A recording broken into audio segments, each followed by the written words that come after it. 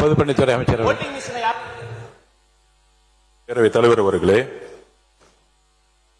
நம்மளுடைய சட்டமன்ற உறுப்பினர் ஒரு தகவலை சொன்னார். ஆரம்பத்திலேயே நீர்வளத்துறை பத்தியும் சொன்னாரு, பொதுப்பணித்துறை பத்தியும் சொன்னாரு.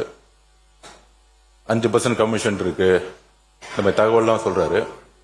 இந்த ஆட்சியில் உறுதியாக சொல்கிறோம், எங்களுடைய மாண்புமிகு முதலமைச்சர் ஒரே வார்த்தையை திருப்பி திருப்பி அமைச்சரவை கூட்டத்தில் சொல்லிட்டே இருக்கிறாரு.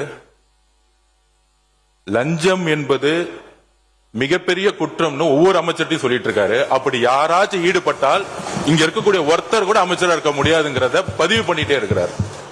இதுவரையும் எந்த துறையிலையும் ஒரு ரூபாய் கூட அமைச்சர் முதல் கூட சட்டமன்ற உறுப்பினர் முதற்கொண்டு ஒரு ரூபாய் கூட லஞ்சம் வாங்கவில்லை. பார்ட்டி ஃபண்ட் இன்னும் கலெக்ஷன் பண்ணப்படல, எம்எல்ஏ ஃபண்ட் இன்னும் கலெக்ஷன் பண்ணப்படல, அமைச்சர் ஃபண்ட் கலெக்ஷன் பண்ணப்படல. 60 வருஷ வரலாற்றை தூக்கி எறிஞ்சிருக்கிறார் முதல் முறையில். அதை இங்க பதிவு பண்றோம். அப்புறம் மகாத்மா காந்தி ஊரகத்தை பத்தி, வேலைவாய்ப்பு பத்தி பேசுறாரு. சரண்டர் ஆயிட்டும் அமைதி அப்படின்னு.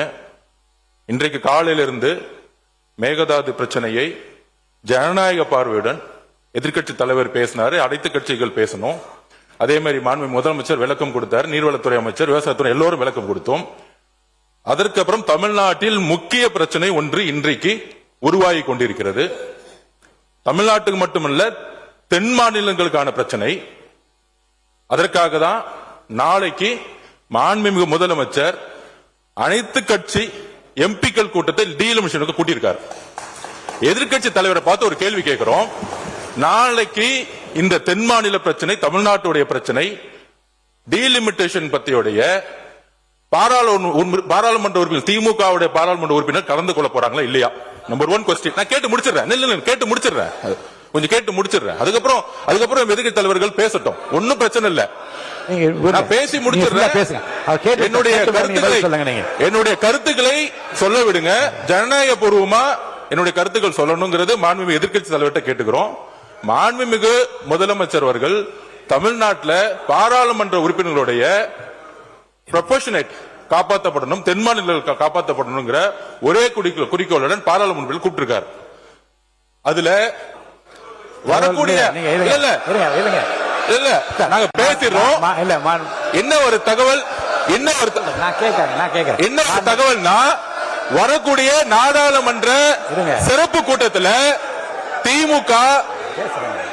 திமுக இந்த பில்லுக்கு சப்போர்ட் பண்ண போது இல்ல வெளிநடப்பு பண்ண போது அப்படின்னு ஒரு தகவல், ஒன்றிய அரசோடு சேர்ந்து பண்ண போறாங்கன்னு ஒரு தகவல் வருது.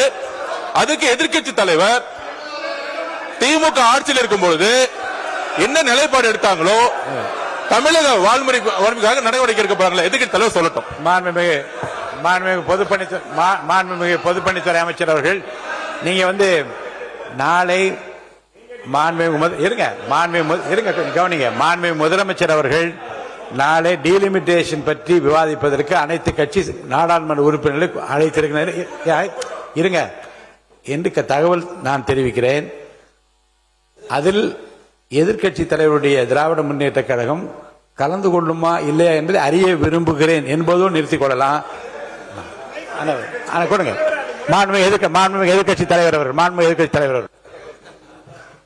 பேரவைத் தலைவர் அவர்களே, இந்த தொகுதி மறுவரையறை டீலிமிட்டேஷன் அதை பற்றி ஒட்டுமொத்த இந்தியாவுக்கே முன்மாதிரியாக அதை முதலாக அந்த பிரச்சனையை பற்றி பேசிய திராவிட முன்னேற்ற கழகம் எங்களுடைய தலைவர் அவர்கள் தான். சென்ற ஆண்டு கிட்டத்தட்ட 5 முதலமைச்சர்கள், தென் தமிழகத்தில் இருக்கக்கூடிய அனைத்து முதலமைச்சர்களையும் சென்னைக்கு வர வைத்து ஒரு மிகப்பெரிய ஒரு ஆலோசனை கூட்டத்தை நடத்தி இந்த டீலிமிட்டேஷனுக்கு எதிர்த்து முதலாக இந்தியாவிலே குரல் கொடுத்த தலைவர் எங்களுடைய தலைவர். நீங்க நாளைக்கு நம்முடைய முதலமைச்சர்கள் இந்த அரசு அனைத்து நாடாளுமன்ற உறுப்பினர்களையும் கூட்டிருக்கிறீங்க. இதற்கான சரியான முடிவை எங்களுடைய தலைவர் ஆலோசனை செய்து அந்த முடிவை அவர் எடுப்பார். இப்ப நம்ம பேசிட்டு இருக்கிறது நிதி நிலைமை, வேளாண்மை பட்ஜெட்டை பற்றியது. அதற்கு எங்களுடைய உறுப்பினர்கள் கேள்வி கேட்டுக் கொண்டிருக்கிறார்கள். அதற்கு முடிந்தால் நீங்கள் பதில் சொல்லுங்கள்.